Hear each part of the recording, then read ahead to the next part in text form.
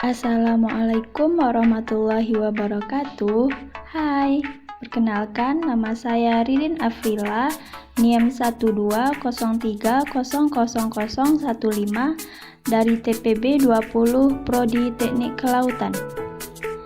Di sini saya akan menjelaskan tentang hereditas atau pewarisan sifat.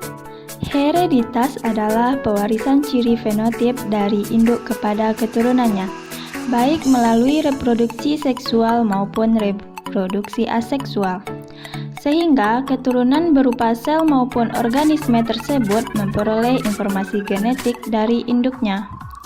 Dampak dari penurunan sifat yaitu mulai dari warna kulit, tinggi badan, warna rambut, bentuk hidung, sampai ke penyakit warisan. Hereditas ini dibawa oleh gen yang terdapat dalam DNA. Masuk ke poin 1. Sifat-sifat genetik dapat diwarisi karena adanya kemampuan bereproduksi baik secara seksual maupun aseksual. Tujuannya yaitu untuk melestarikan spesies atau keturunan. Poin 2. Diwarisi melalui gen, karakteristik sifat diturunkan ke generasi berikutnya melalui adanya pembelahan sel atau disebut dengan mitosis dan meiosis. Poin ketiga, variasi genetik dan pola pewarisan sifat berdasarkan teori percampuran dan hukum Mendel. Hereditas merupakan subdisiplin genetika yang dikemukakan oleh seorang ilmuwan bernama Gregor Mendel. Setelah melakukan penelitian pada kacang ercis atau polong pada tahun 1865, pada awalnya dianggap bahwa pewarisan ala Mendel hanya dihitung untuk perbedaan yang besar seperti yang diamati oleh Mendel pada tanaman ercisnya saja. Argumen Mendel menyatakan bahwa induk mewariskan kepada keturunannya gen-gen yang diskret atau faktor-faktor terwariskan, seperti bunga ungu dan biji bulan. Hukum Mendel terbagi menjadi dua, yaitu hukum 1 Mendel dan hukum 2 Mendel. Hukum 1 Mendel berbunyi, setiap gen dalam sel akan berpisah atau bersegregasi secara bebas saat pembentukan gamet. Sedangkan hukum 2 Mendel berbunyi, setiap gen dalam gamet akan bergabung atau berortasi secara bebas saat pembentukan individu baru.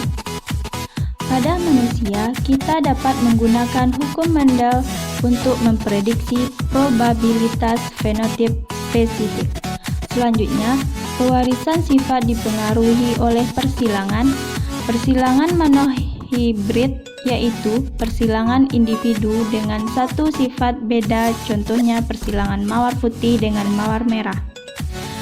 Sedangkan persilangan dihibrid yaitu persilangan individu dengan dua sifat beda, contohnya persilangan pada kacang polong dengan sifat berbiji bulat warna kuning dengan kacang polong berbiji keriput warna hijau.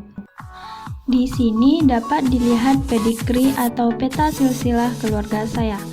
Pedigree bertujuan untuk melihat masa lalu dan masa depan. Contoh dari pewarisan sifat adalah Windows peak yang dipengaruhi oleh gen dominan di mana penurunan karakteristik dalam bentuk kening yang berbentuk V akibat penumbuhan rambut ke depan. Dari pedigree dapat dilihat bahwa keluarga saya tidak terdapat pewarisan sifat Windows peak, di mana semua keluarga dari ibu dan ayah dari generasi 2 dan semua anak dari generasi ketiga memiliki gen resesif keseluruhan. Selanjutnya, ear lobes merupakan karakteristik sifat yang dipengaruhi oleh gen resesif di mana bentuk daun telinga melikat. Dari pedigree terlihat gen ibu membawa alel resesif F besar F kecil, sehingga sifat tersebut diwariskan kepada anak laki-laki kedua F besar F kecil dan anak laki-laki keempat F besar F kecil. Sedangkan saya dan saudara saya kelimanya memiliki gen dominan F besar F besar yang diwarisi oleh alel dominan ibu F besar F kecil dan ayah F besar F besar, sehingga memiliki kuping telinga yang menggantung. Sekian penjelasan dari saya. Jika ada kesalahan, saya mohon maaf. Thank for your watching. Wassalamualaikum warahmatullahi wabarakatuh.